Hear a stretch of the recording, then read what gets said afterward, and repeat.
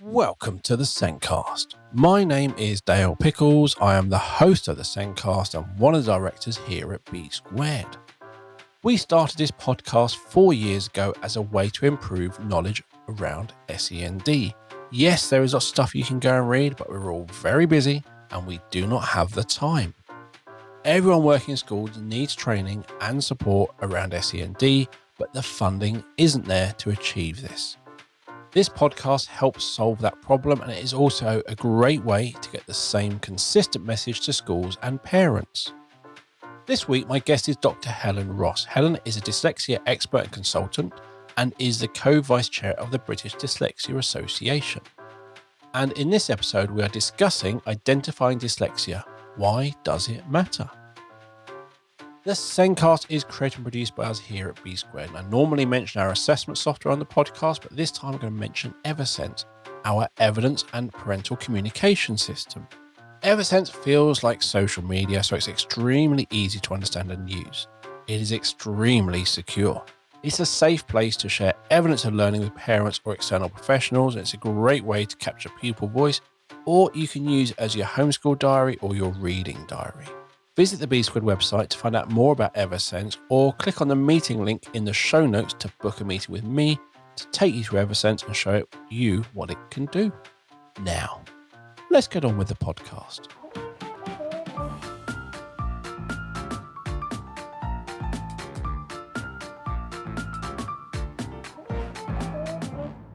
On this week's show, we're discussing identifying dyslexia and why it matters.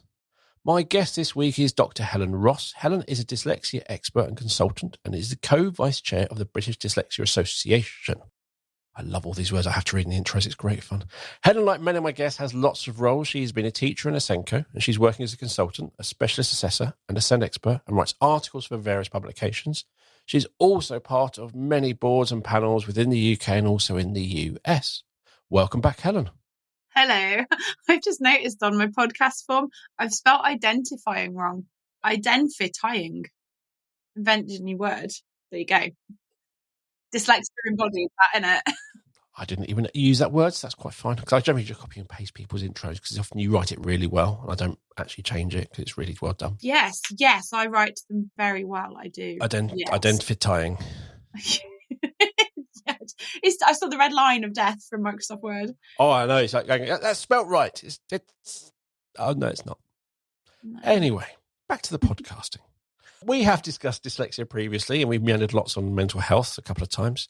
But today we are discussing identifying dyslexia and why it matters. Yeah, it matters because you need to understand yourself, doesn't it? Like, it was really interesting, actually. It's quite interesting that this comes today after, obviously today comes after yesterday. But the reason I say that, yesterday I assessed a kiddo, and I think he was the most lovely kid, lovely mum. Like, it was just, they were the dream team. They were gorgeous. It was the most complicated profile I've ever had. Everything was mid-average, apart from a couple of things.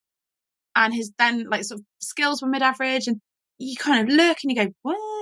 This little lad was really struggling with his spelling. Yeah, particularly spelling and sort of reading accuracy. Trying to work out what was going on. And it sounded, dyslexia was very plausible, but there was a history of speech and language. There was a history of kind of hearing wobbles. And I learned a lot, actually. Like, I learned things that I didn't know happened and existed from this family's journey. It was really quite complicated, but the kid wasn't dyslexic. And I'm still questioning now, because I always write things up on the day just because it's fresh and it kind of goes out my noggin. So I can ruminate on it, because writing sort of galvanizes things. Normally, by the time I've written up the report, I'm like, yeah, all good. I question this one. It's really hard. Now, I said to the family, I don't think he's dyslexic. I still don't think he's dyslexic. I think there's more, like we were saying before, where there's never, or very rarely, a clean dyslexia profile, like ADHD profile before we started recording. I think this little lad's got elements of ADHD. I think, obviously I'm not allowed to say that because I'm not a medical doctor, but I'm a human being. I've been a Senko, and it's a day ending in Y. You 9 times out of 10 know it when you see it. If you're in the world of sort of SEN and whatnot, this family is desperately trying to understand their kid and they can't. Does it matter to identify what's going on?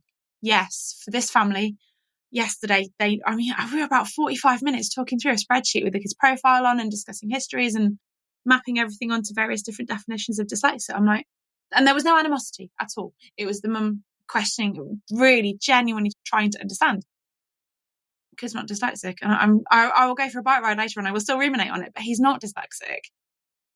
And he needs to understand himself. And I probably helped him along the way, but I couldn't give him all the answers. And that it kind of sucks, that, because you want to be able to give him the answers. But if you identify it, and we've spoken about it before as well, like if you know what's going on, you get yourself, you have the capacity in due course, hopefully, to start to give yourself slack to kind of see your strengths, work out what's going on.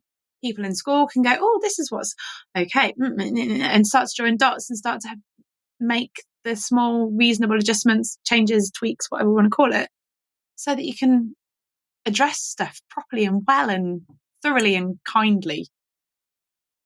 My nephew got diagnosed with dysgraphia, and his initial response was, I'm not stupid. Oh. When I got diagnosed with autism and ADHD, my response was, that stuff wasn't my fault. Yeah, my brother had that with his autism. It was like a massive light bulb moment. And I just look back, and I look back, and I don't blame anyone. Like, that's the thing. Everyone did the best at their time with the knowledge and the world, where it was, and all this stuff. But I'm just still looking back going, yeah, I was rubbish at that. Not because I'm rubbish or I'm thick or I'm stupid or I can't or I didn't work hard enough or anything. Yeah. It was, I'm not naturally able to do that. Now, with lots and lots of work, I might get there with loads of strategies, but everyone else maybe just picks it up naturally, and I didn't. There's loads of things like that, and it's like, absolutely. I love that framing. It's like, so you're like someone who just sees something and just does something. You're going, how are you doing that? And then everyone else does it, and you're going, how are you all doing that? And then you go do it, and you can't. You're like, oh, I must be stupid. I must be rubbish. Everyone else can do it. So, and if you don't have any reason why, it's my fault. I'm rubbish. Yeah. And you just have that process. And I'm not saying a label is me going, yeah, I can't do that. That's fine. I'm not even going to bother. You all have to accept that I can't do it. No. And I think, like we were just talking about before, this growth mindset thing. Like, we have all our best chats before. But yes, it was a great podcast we did before this podcast. We just didn't record it. It was amazing. I am reserved around a growth mindset in that I don't think everybody can do everything. And that's not to denigrate people. Some people are naturally more inclined towards other things. Like, I cannot bend it like Beckham. I just don't want to show you all because you'd be embarrassed by how good I am. I'm not lying. But like, so I don't know. I can draw a bit. I'm never going to be like Van Gogh. All the will in the world practicing, and I could get very technically good at drawing. Great. I haven't got that fire, that spark that an artist has. I can draw a bit. I'm not an artist. And I think sometimes a growth mindset can help you not get stuck. But putting too much into, oh, if we just make all the adjustments, everybody's going to be able to do everything perfectly. And everyone will love reading because reading is amazing. We all objectively love reading. No, we damn well don't. Like reading, this love of reading thing, man, does my head in. It's like, so I think for me, reading was my bugbear. Like, I hate it. I've said it. I can read. Understanding that I'm dyslexic explained to me why I'm a bit pap at it, why I'm not great at comprehension. It also helped me understand why I don't like it. Growth mindset, I practiced, I can do it. I hate it. And I think sometimes having the label sort of can allow you. I allow myself not to be perfect at it. Why? Because I'm just not very good at it. That's okay. I'll keep going with my growth mindset to improve and keep plugging away. That's the thing is, one of the things I sit on the couch here and get my psychology hat on, which is absolutely papery and rubbish because it's crap. But it's that idea of, do you kind of not like reading because you've got all this kind of back drama in your head of all your challenges with reading, and that no matter, even if I identify and we work through it, it's still there. It's still going to impact you and everything. And that's the thing, I have that. I literally going, cool, that's not my fault. I'm still rubbish at it. I haven't now accepted that I'm rubbish at it and now I'm perfect. I'm rubbish at it, but it's the thing that I find with my labels is there for me. They're not for anyone else. They are for me. And if I'm rubbish in an area, I need to put effort in personally. That's how I feel. Yeah. If Yeah. I'm rubbish in that area, fine. Everyone else is really good at that. I'm going to put effort in. No, I think you're absolutely right with that. Like, I think sometimes the growth mindset and labeling and identifying is really important because that understanding of self. But I think sometimes it can also be like a weapon by which to normalize everybody and go, just have a bit of a growth mindset. Come on. We can erase the bits of your dyslexia. We can get rid of your autism if you just learn. If you just look people in the eye, for example, no one will know you're autistic. If you just get your reading fluency that bit better, nobody will know you're dyslexic. And it's like, yeah, it doesn't work like that. No. And I think, but at the same time, you can't just say, oh, you're dyslexic. We're just going to remove all the books from your life. No reading because you're dyslexic. I have books. They're on a messy shelf behind me. No, but I think it's somewhere, basically you're sitting there going, and it's interesting. I was at a conference years ago and they said in the 70s in England, we were doing reports, and at parents' evening, they would say, oh, your child is amazing at maths, rubbish at English. So because they're rubbish at English, don't worry about English. Focus on what he's good at. Focus on the maths because that's where he's doing really well. At the exact same time over in France, you would go to the French version of the parents' evening and you'd have a child who's great at maths and struggling with English. And what they would say is, look, your child's great at maths, so just ignore maths. It's great. Focus on the bit they're struggling with. Okay. And it is that sort of thing. As I grew up believing you were either creative or logical. You could either do maths and science or you were arty. You couldn't be a creative, technical thinker. It was that kind of... It was that kind of, you're either maths, logic, very rule-based, and that was why I was rubbish at English, because I couldn't see the rules. That's how I grew up, thinking the world was, is you're either maths and computing, or you're English, arty, and languages, and lovely and airy-fairy stuff. I just went, I'm pure maths, I'm pure computer. And I've sat there and went, actually, I am pretty good at English now. Now I've learnt the rules. Now I've got some of these chips off my shoulder, and I've sat there and changed my mindset to go, I'm not bad at English. I just need to learn and put some effort in and use Grammarly to help me and use whatever to help me. And also my daughter doing her SATs really helped me because I learned about rearranging sentences and past progressive tenses and various other things. Adverbial. Surprisingly, so do I. Indeed. Firstly, I would think like that was a fronted adverbial. I know. Firstly, I would like to congratulate you on your understanding of it. And secondly, being a show-off. Yeah, I learned that because of my daughter doing her SATs. Oh, bless you. But I think people talk about a growth mindset as though it's the only thing and as though like nothing's fixed. I haven't read, is it Dweck, isn't it? I've not read the book because I just, strangely enough, it's not been on my kind of academic book reading list, but I've been through so many presentations of it. And the minute, if you're in one of those like CPD presentations as a teacher and you're like, you question it, you're like a pariah. And I think for me, this is where education, and I suppose a lot of other social sciences, and, you know, I'll caveat this with the fact that my PhD is in sociology, ethnology. I'm a bit whiffly waffly, but my first degree is mechanical engineering. I'm not an idiot. I know how stuff works. Like, I can hit stuff and fully explain to you why it's broken. And then hit it again and really break it. But like, people sort of jump onto dogmas with education as though it's something new. And like, so it's just not. A growth mindset is nothing new. It just means sometimes you've got to work a bit harder than other stuff. And some people naturally prefer some stuff to other things. And that can shift. And that's what shifted with you. Now you know English. Okay, that was a really like superficial comment. But now you've kind of embraced it and are working with it more. And I take that. I would avoid writing. And then I'm having to write documents for B Squared. And I'm writing all this stuff. And I'm going, I hate that. Actually, I quite enjoy this. But I'm doing it the way that works for me. I'm not doing it a way a teacher is telling me, which just didn't work. And it wasn't until someone told me that an ADHD way of writing an essay is to do a brain dump and then reorganize it.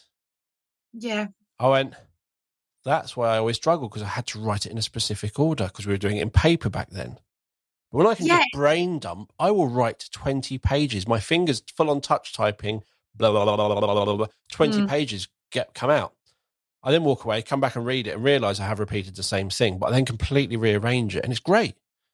But that's why it's really important to, like, a kid I assessed this week's fascinating kids this last week. One of the kids that I assessed in the last week or so, actually, I happen to know a teaching assistant at the school who is wonderful. They were talking about all the different planning strategies the school uses.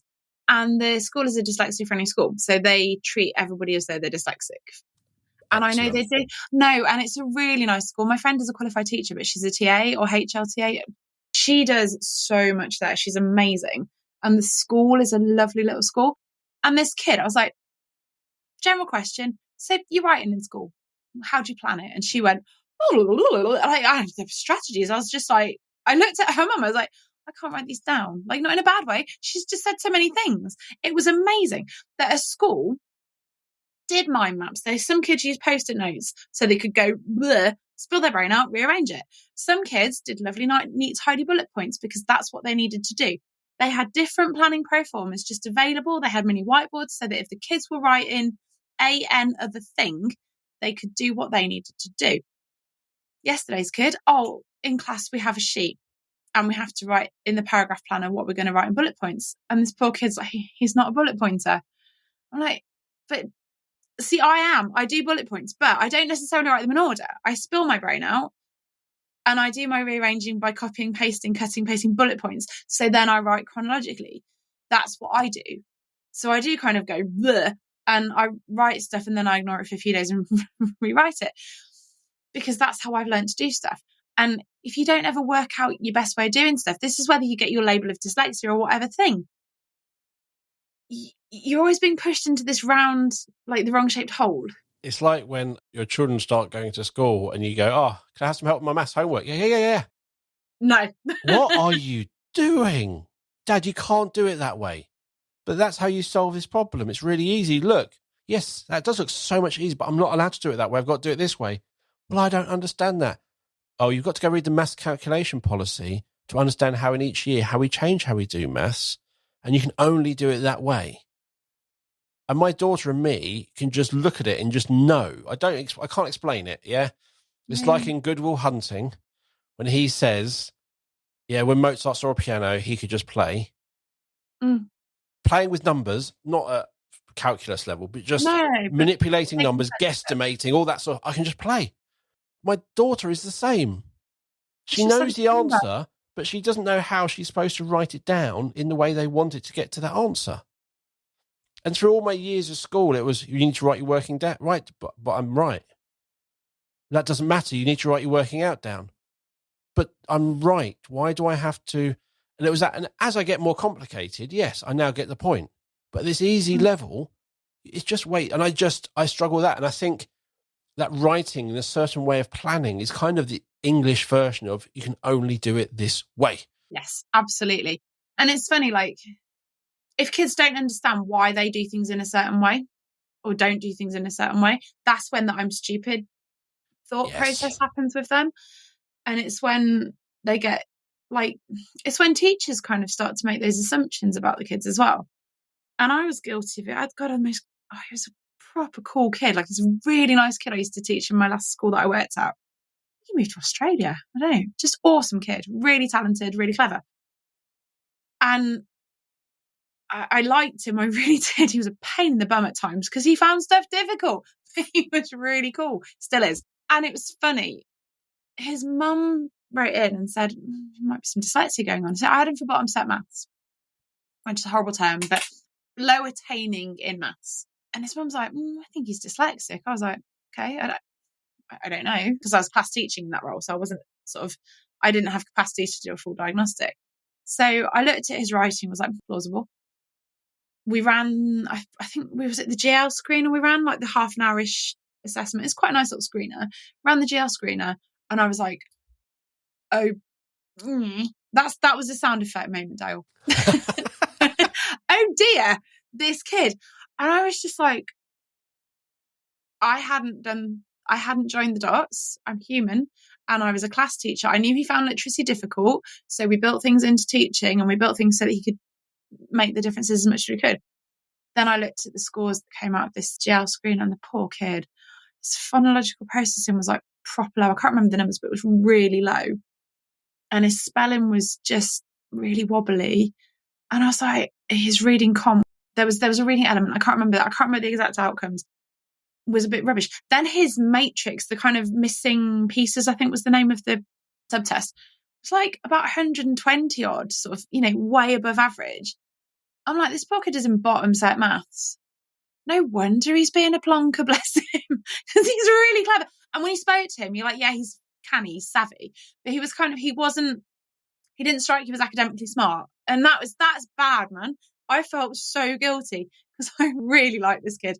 And we had a really good powwow with his mom, and we worked things out, because that was year 9. So I'm glad it was year 9, because there was time for him to start to fly, and he did. Once we knew what was going on, he felt exonerated. I felt like an absolute turd, but that's my problem. I felt bad, but I hadn't had the equipment.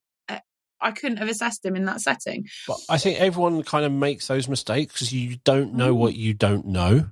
Hindsight's 20/20 in it, but so you learned from that, and I bet you the next time you went, I'm just going to screen them just in case. Just you have that maybe possible. I think if you look back at my reports, it was Dale has great ideas, but he struggles to get them down on paper. Oh, gotcha. It's just literally all the way through. Really great in discussions, needs to write things down. Easily distracted, not writing enough. Blah blah blah. Very opinionated. And it was, and I think everything was my fault. That's what you can read through it all. And I just sit there and go, I'm hoping that wouldn't happen now. I'm hoping that, but I know someone else who is year 10, just diagnosed with dyslexia and autism. Wow. That said, I've got an assessment. I had year 9 going into year 10 a couple of weeks ago. Really high achieving, a very high achieving school near me. Gorgeous kid, you wouldn't know. Then you looked at her processing speed. Poor kid was running like a gerbil in a ball, bless her. Absolutely overcompensating. Would have headed to a kind of spontaneous combust, I think. And I'm assessing older brother at some point soon as well, who's having a similar difficult journey. You don't know what you don't know. And yeah, I think that's why it's so important to understand yourself. And I think screening for all neurodiversities entering school, I don't know. I don't know what I think about that. I really don't. Because it's a bit superficial. I worry that it's a really superficial, you can't... It's more like you should, rather than basically what I hear from that is, do I actually need to change what we do only if someone is? Why not do a more inclusive approach? And what works, because he's saying that school the child was at, which is dyslexia-friendly school, you have all these options. They're doing all the stuff as if they're dyslexia, which supports every single child. Oh my God, what? If we made all these adjustments, it would support every child. But that's why when you read, I've got a project on with John Moores at Liverpool John Moores, make sure I credit the place properly because they've been brilliant. And I've done some work in a school not too far from me. And then we're kind of looking back at teacher training policy and looking at kind of, delivery and implementation of policy and the impact on kids' well-being. And what this school where I did this work has done is basically doing a kind of based in universal design for learning theory. That's the kind of theory. And what that is, it's based from architecture, and it's where you design a building so that it's inclusive and everyone can get in and use it. So rather than having to stick a ramp on after you've built it, you design your building with a ramp so that a wheelchair can get in. It's a blunt analogy, which translate that into a classroom. You stick a toolkit on the desk so that there's a word mat, so that, I don't know, there's like a reading pen, so that there's stuff that kids can use. It's just in the classroom, they just go and pick it up. That school does that so that kids know that sometimes one kid might want this and the kids can just go and freely get it. And it's had a huge impact. And in terms of teacher training frameworks, I can't remember the exact wording, but in the ECR sort of ticky boxy thing that universities have to deliver, they talk about adaptive teaching. Differentiation is not in the framework. I did a Google, like a search and find. They talk about adaptive teaching. which is that, which means you don't differentiate. You don't say that kid's different. And the language really matters, because differentiation means you're different. I'm going to treat you differently. And it's all very pointy fingery potentially if it's badly done. Adaptive teaching means you tweak it and you'll get it wrong. And you might, because that's human, but you have the adaptations in place. And I think now, whether that's funded and properly sourced and structured, that's a different question. The theory of it is brilliant. Now, this school where I've done that field work is brilliant. It's in a different town from where I am. It's not that far. If it was in our town, I would send my little dude there without a shadow of doubt, because it's a lovely school. Just it's on the wrong side of the border. But also, that school also runs dyslexia screeners. They run dyscalculia screeners. They have checklists around ADHD. So the school identifies kids wobbling, and they do that sort of through various progress monitoring things. And they run a couple of screeners so they can triangulate data and see where's the kind of spiky profile happening. So they can tweak things properly, calmly, gently in the classroom for a kid, understanding their profile. So they've identified need. They haven't got an psych, they haven't got a clinical psych, so they can't go, child, you have autism and dyslexia and one leg. They can't do that. But they can identify need. And they do talk through with the families that this is what we have found, this is what we've done, this is what we think. And it's brilliant. I think when you talk about that design for life, if you design that ramp in from the beginning, if you make sure the doors are wide enough for wheelchairs, if you do all of these things from the beginning, it's part of the cost. If you don't, it might save you maybe 10%. But then to make those adaptations might be a huge amount. And then you're saying that's why we can't support these people, because it costs us this much. It's like, if you thought about it from the beginning, it wouldn't have increased. And I think it's the same as when someone's going, this is what we do. And you go, we need to do all of this for SEN or whatever. They're going, well, I've got to do this and then I've got to do this. It's like, no. Change your way of thinking to build that in from the beginning, so you're not doing that and then having to do that. And it's like, I like, again, having those tools available in the classroom ordinarily. Not, okay, everyone do your writing. Now, Josh, I'm going to go get you your support things now. Yeah. There's a stigma attached to that child. We're going, oh, God, thanks, miss, making me look like whereas if it's just there and children can choose, anyone could just grab it and use it. But that's what the Senko said. She said there's a lot less of that kind of really, I nearly said a naughty word, like slightly nasty kind of gripey interactions between the kids. Well, he's got that and that's not fair. The kids have just gone, oh, all right then. Because it's normal that certain kids do certain things in different settings. And I think there is a problem. There is a structural problem around funding for schools, proper resourcing. If schools can't even afford like photocopier paper, for example, they're not going to have the resources for an iPad, for other tablets are available. For a tablet PC for kids, which actually I think would solve an awful lot of money in the long run. Yes. You've got a tablet PC that can read stuff to you, that you can read, type, talk at it. You're saving thousands in a TA who would be a reader, writer, scribe, and the TA who would have been the reader, writer, scribe can go and actually give a kid a hug if they've hurt themselves. Yep. Or sit on the floor in a tent with a kid who needs an adult or a person in that moment. So I think there's a lot of false economies, and I think kicking the can down the road, exactly as you've said, like, was it prison costs about 50 grand a year or something? But if you spent 45 grand before you got there, even like kids wouldn't get there because they wouldn't. All the research proves this. All the research tells us early intervention, early support isn't just something where that budget, you're saving that budget in education. That is a lifelong budget saving situation that people are contributing. All of it. Well, scanning pens, they've got, I can't remember exactly the detail, but I was chatting to Jack Churchill and Julia Clouter. Like, they're just the most lovely people. They've got a whole load of PhD work going on in, I want to say, Canada. Because obviously, like I sound like a moon flippant, and I'm not. The prison population has a disproportionate number of people who are really functionally illiterate. Yep. And so scanning pens, they've got a captive audience, but actually they've got a captive audience, but who they're using scanning pens to help improve literacy. And they're seeing strides, they're seeing really good things from what I'm aware of. And it just breaks my heart that a commercial enterprise, and I love that a commercial enterprise has done this. This is all respect to scanning pens. It shouldn't have got to the point where a commercial enterprise is having to do the research that everyone's already done. And their focus is different. But building on an extant body of research that says, government, for the love of God, help people read, write, and do a few sums before they leave school. The British Psychology Service did the same sort of thing. They literally looked at the average reading age and communication skills of somebody in prison. The average, it was around about, for 30, 40-year-olds, it was around 11. So what was that like when they were 10, 12? What was that? GL assessment as well. They've got, I read a survey from GL assessment that they'd got a quarter of kids in year 10 have a reading age of 12 or less as well. And that's the Gaussian curve of life. So what are we doing about it? And GL assessment, to be fair, is doing stuff about it.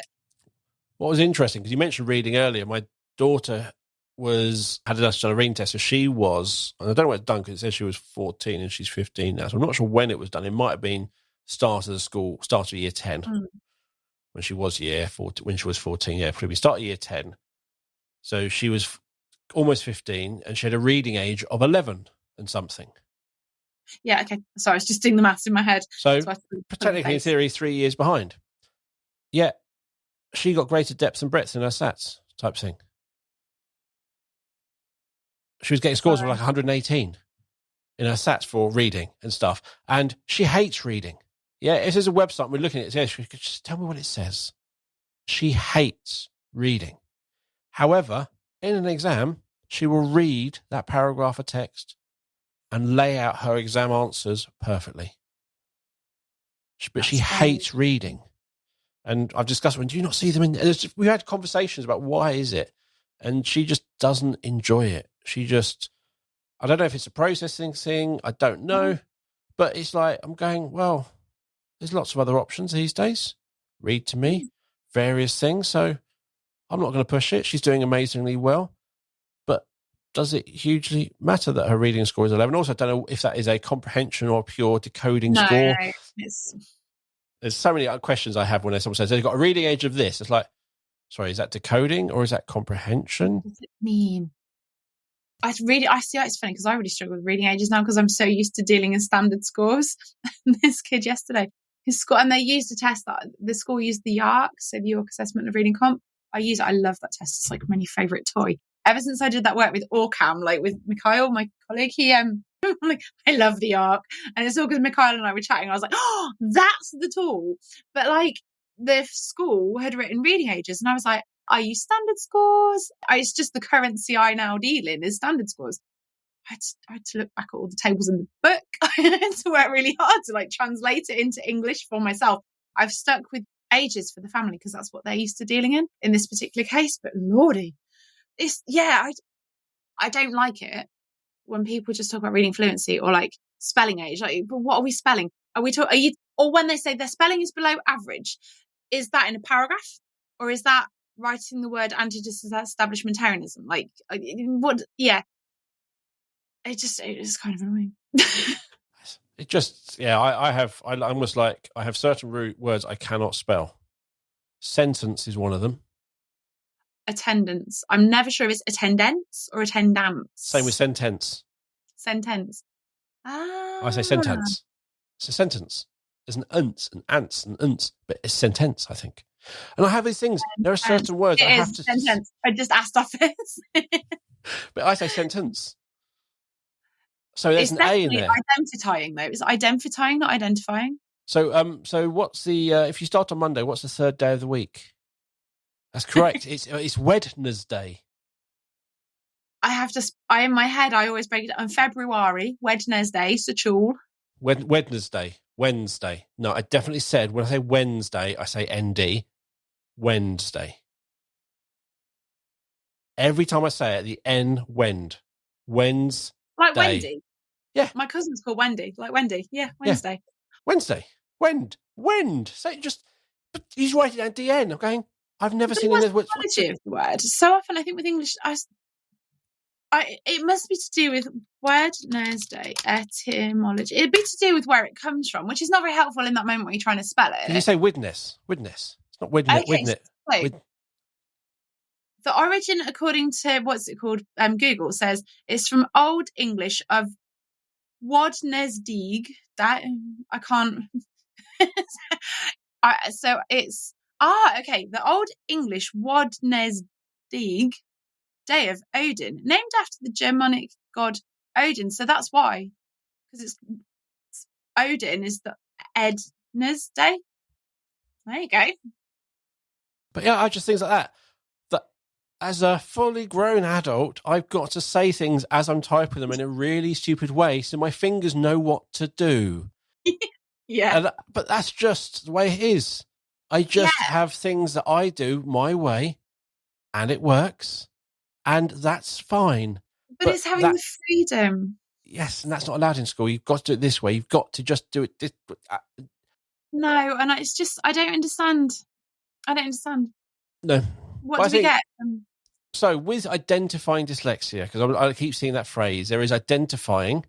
There's me saying, I think you're dyslexic. Mm-hmm. So, and then me changing what I do. Yeah. But there is a difference between thinking someone might be and knowing you are. Yes. Yeah, and that's where it's a real tricky old ethical problem, isn't it? Because I've got to pay my mortgage. And it's a funding cost. It's a funding cost. So much of it's a question of funding. So as much as I would love to do stuff, I shouldn't have a job. My job should just be subsumed into within the school system. Multi-academy trust, and that is a different rant, I'm sure. I should just exist within the school system. There should be enough ed psychs, there should be enough specialist assessors, autism bods, like people to help kids understand themselves. That should exist. Shouldn't be a 35-year wait to get your first chat with a speech therapist to find out if you might have a problem talking. Slightly flippant, but not.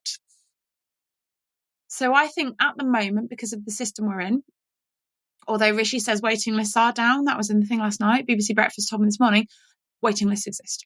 So I think at the moment we are in a system where very few people, I'm very cynical, where very few people can have the definitive, you are X, Y, Z. I do think it's a travesty, to be quite honest, because it means people aren't getting the proper evaluations and assessments of their learning, their needs, their profile, so they can play to their strengths and work out where they're wobbling. I think it's a travesty.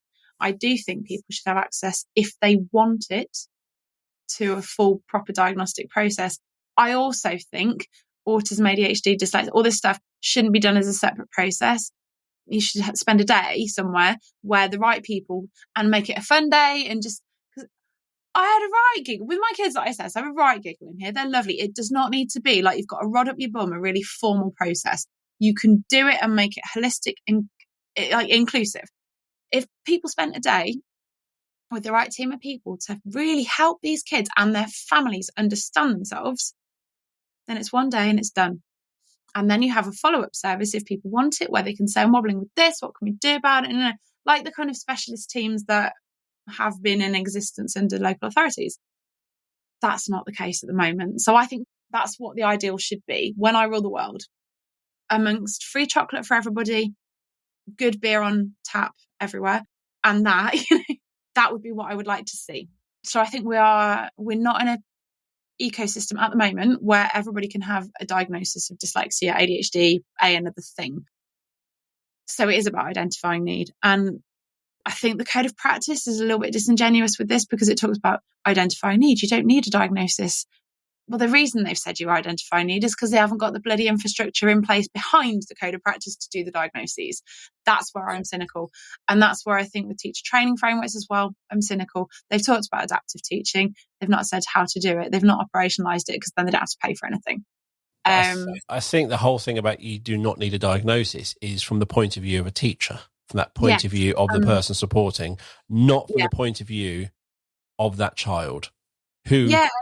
If you do all those things for them, so however I'm rubbish at that and you give me all these things, I still know I'm rubbish and you're supporting me, You've given me 4 skis to ski and where everyone else is snowboarding and whatever, You literally give me the biggest thing so I cannot fall over with 2 people holding me up, whatever. such as like a ski learner's thing. I'm not doing the same as them. It's really bloody obvious to me. Everyone else is much better than me.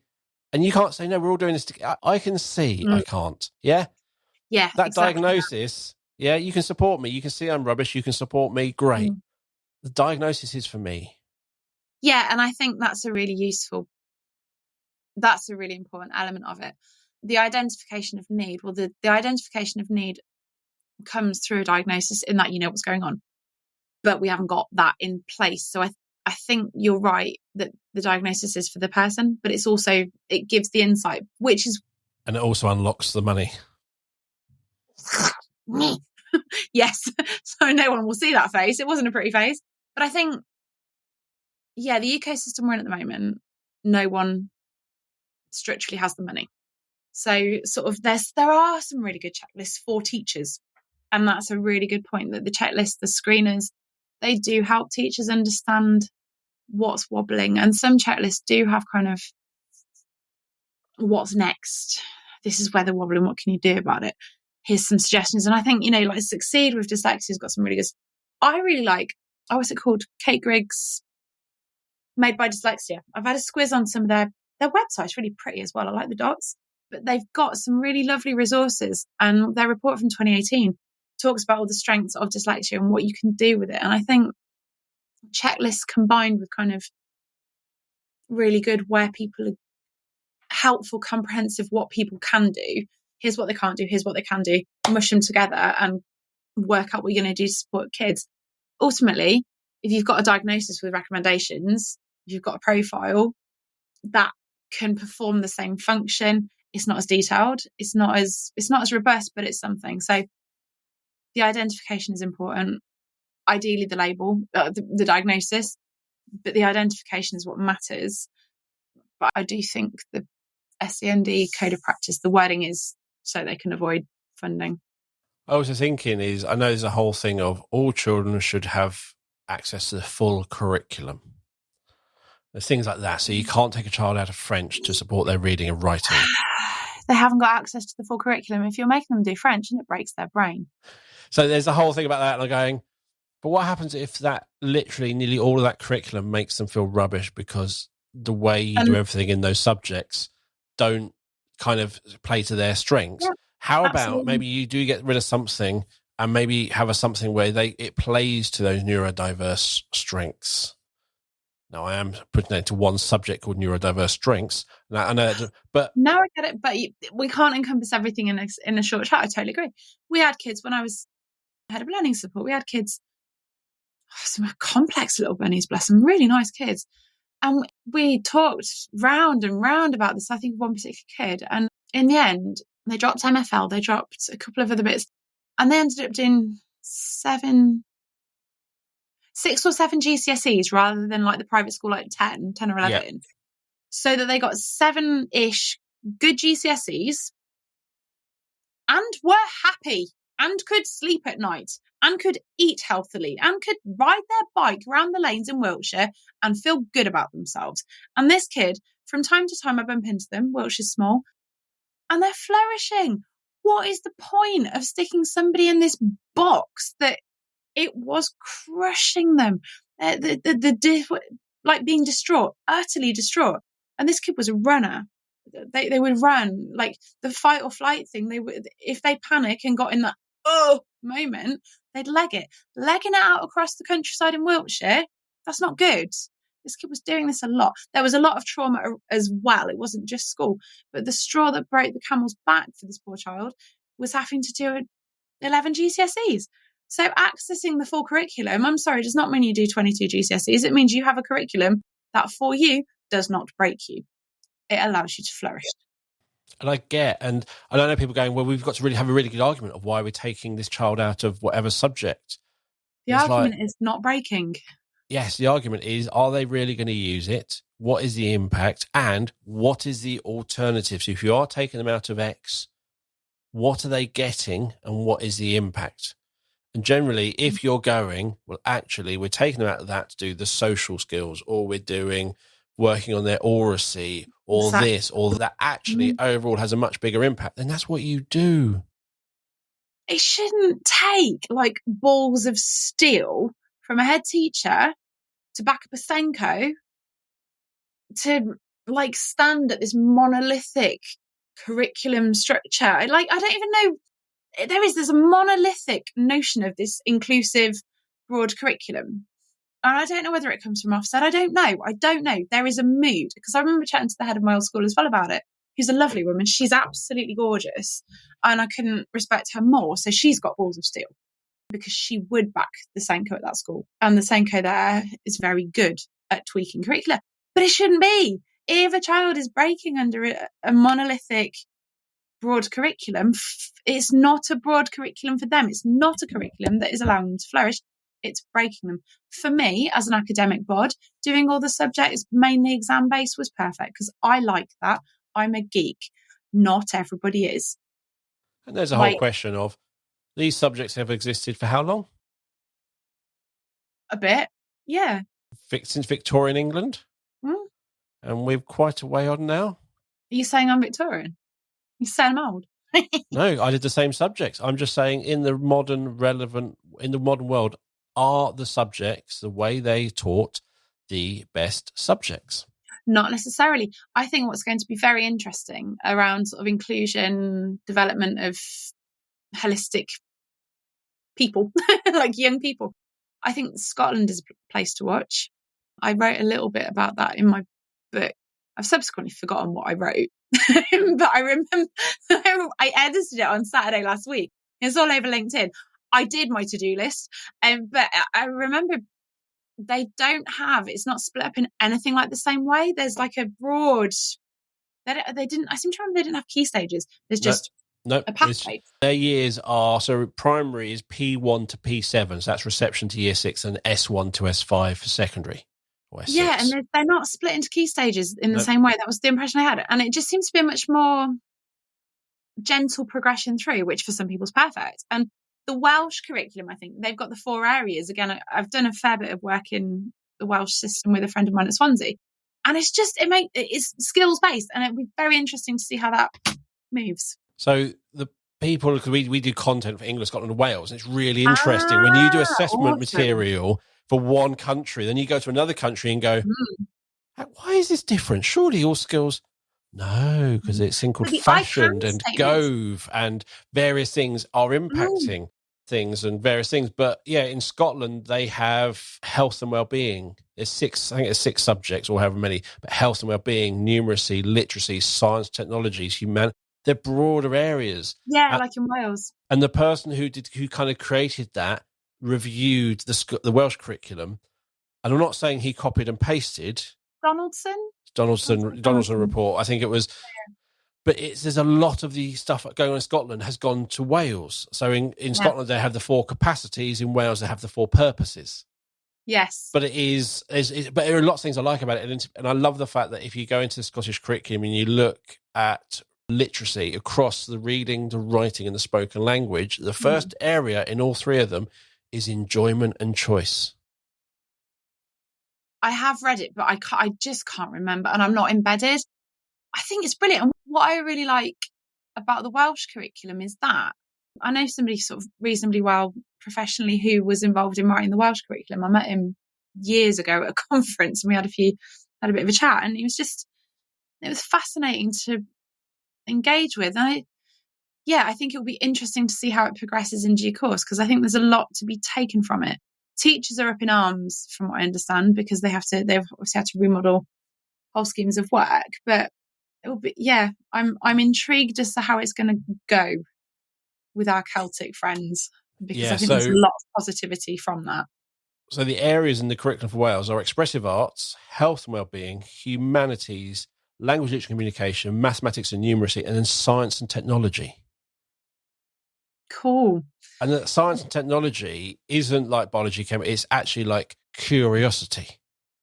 And it's a very different way of doing this very rigid, this is how things are, and this is this, and this is that, to actually skills-based, looking at... It's really interesting how, when you look at different countries, you also sit there and go, all the problems we have with the education system and teachers in the UK and teaching that and that lot, that's England.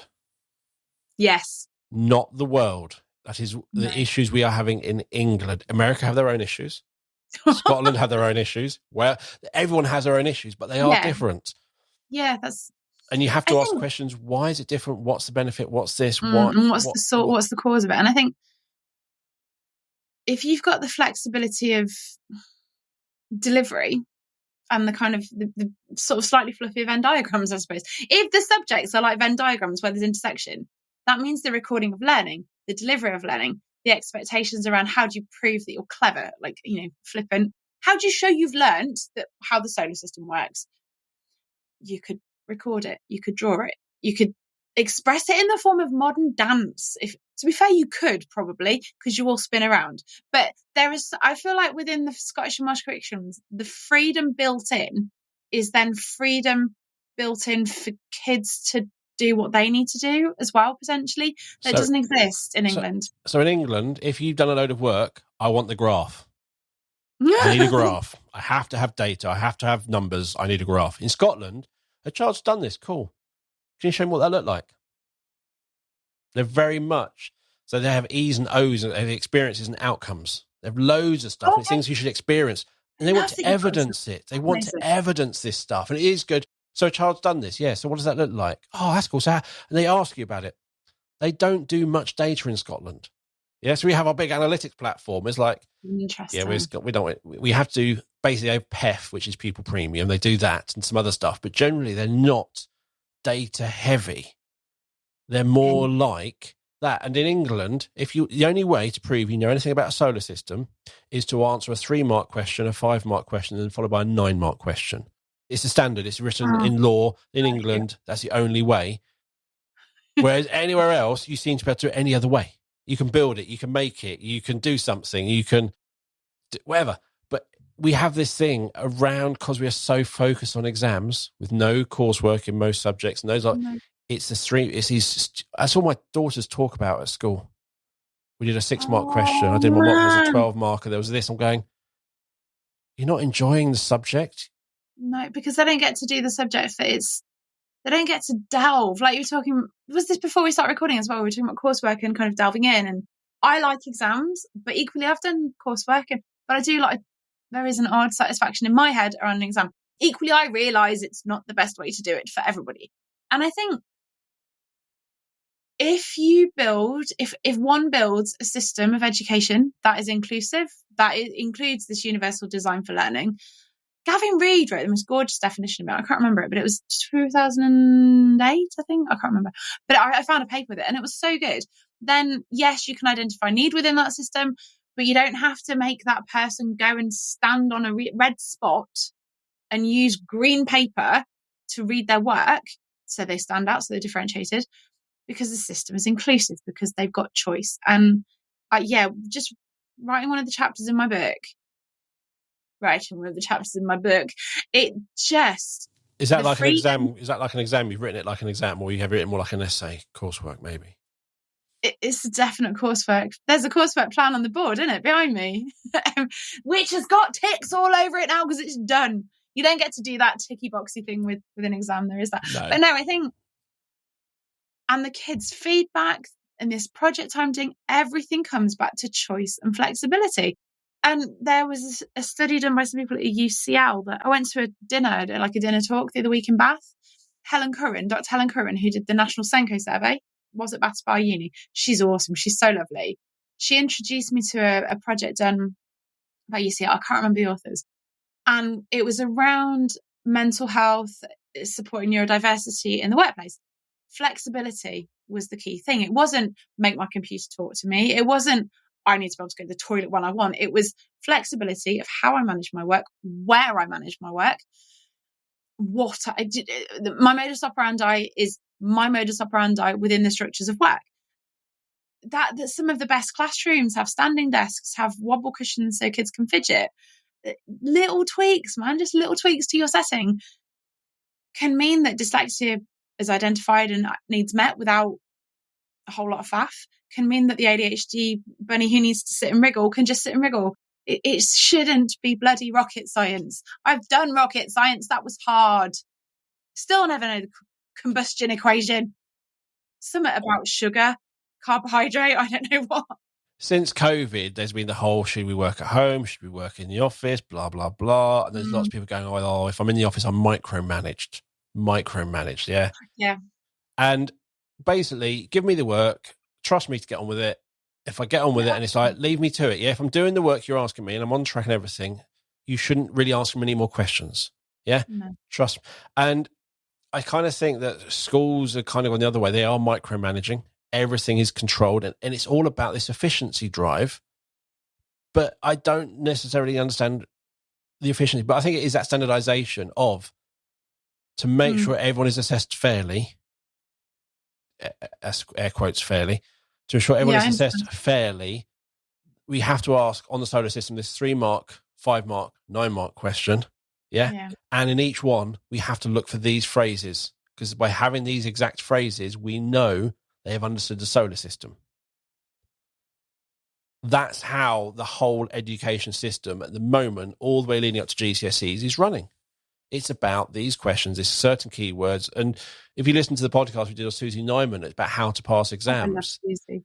It is like, oh, you must use this. If they say this, you have to use this word. If you don't, you won't get the marks. If you use this word, you'll get the marks. And it's just these rules. And it's like, that's not how life works. No, and Susie Nyman is like the nicest person. She's so clever. Like she's phenomenal, her work. I love her. She's gorgeous. I love podcasting with her. Never know what to expect. No, but she's such a lovely woman, and she's so savvy. She really is. She's so clever. Like, yeah. But also very down to earth. Yeah.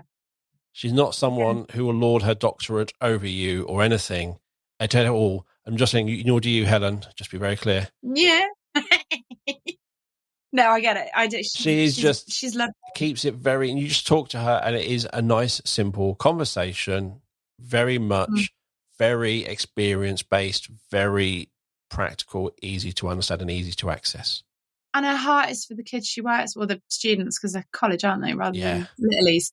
But her heart is for the people she works with. Her heart is for getting it right. Like we were saying in our pre-podcast podcast, it's that idea of being genuine. Susie Nyman is she's just really genuine. Bloody kind. She's kind. And you can't fake kind. No. Like, you just can't. She's gorgeous. And that's the thing is, with Susie and all these people, is every student I know she teaches, they don't just leave with a qualification. They leave as a slightly mini Susie inside them, telling them to be a better person. Yeah. And there's a certain way of, she just sits there and she has this effect on you. Yeah. Oh, God, yeah. And it's much more than a grade. It's like you've been about and it's about your well-being, which comes back to holistic, what we want for our children. And before we even started recording, we talked about the importance of safeguarding and feeling safe and feeling bad and all these sorts of things. That comes before qualifications. Of course it does. Of course it should. So it's important. Yeah, so that's what we want. We want our children to leave with qualifications that are relevant to them and to go out in the world feeling they can succeed in whatever they want to do and whatever their version of success looks like to them. As long as I said to Daniel, my 5-year-old, he's not 5. My kid's 5, man. How did that happen? But and I have said it to Daniel, and I'll say in front of him, whatever you want to do, don't care. Just make it legal and sustainable and let it, that you're happy. I think for him, mafia boss or a lawyer, fine line which side of the law you fall on. But it is, and I do think part of the well-being thing is understanding yourself, is understanding if you've got something, dyslexia, whatever, because, although nominally we talk about dyslexia, we do talk about neurodiversity and they all intersect. Part of that is knowing yourself. Part of that is equally, can I boil an egg? I might be able to differentiate the theory of relativity. I might be able to differentiate, derive these theories from first principles of calculus. Great, that's amazing. Mini Einstein. Can you boil an egg? Can you wash your clothes? And if a kid can't, along the way between home and school, they've been failed. Yeah. I always ask my children's education, I always ask, Are they joining in? Are they involved? Are they happy? Yeah. That's the thing, is if they're not, then okay, something's not right then, because my child is very happy at home. Or is that sort of thing is working out. That's what I care about. They will achieve what they achieve, but generally, if they are happy and involved and enjoying school, they're going to achieve the most they can achieve. That's all I really care about. And whatever their results are, well, they've involved, they've enjoyed it, and they've tried. That's their results. That's what they're going to achieve. Oh God, absolutely. And sort of Daniel, my little boy, he goes, his little best friend, oh, so cute. His best friend wants to be an aeronautical engineer. At the moment, Daniel wants to be like his best friend. You can't say it because it's a mouthful. At the moment, he's also gone through a phase of being a tree surgeon. He does say, "Mummy, am I a criminal master?" Because we have called him a criminal mastermind. I'm like, yes, but no, but yes, but no. You think, why have I said that to my child? But we've always just said to him, whatever makes you happy, you know. The other day, he sort of said, we were talking, I can't remember how it came up, and he says, I'm always really naughty at school. I'm like, I can believe it. But there's more to it. So I spoke to his teacher. I'm like, is he naughty? Do we need to worry? What can we do? And his teacher's like, no, he's just a bit boisterous. I'm like, what do we need to do to support you? Because he is my child. There's communication, there's an unmet need. Equally, he can sometimes just be naughty because I can just be naughty. But generally, you're just naughty when you're bored. That's what I find. I'm doing when I want a reaction. I generally, when I'm on Facebook on a local area social group, and there's a conversation going on, and you know that if you type this sentence and push enter, it's like throwing a grenade and it's going to go off.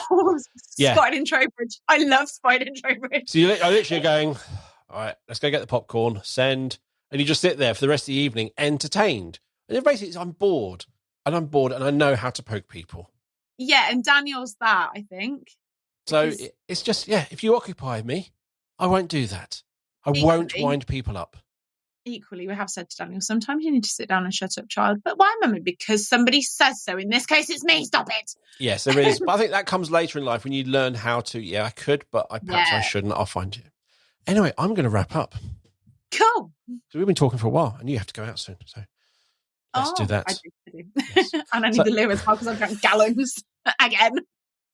So thank you for coming on the show today. As always, Helen's given me some links. I'm going to share those, and you'll find also Helen's contact details so you can read all about what Helen does and find out if you are dyslexic or not.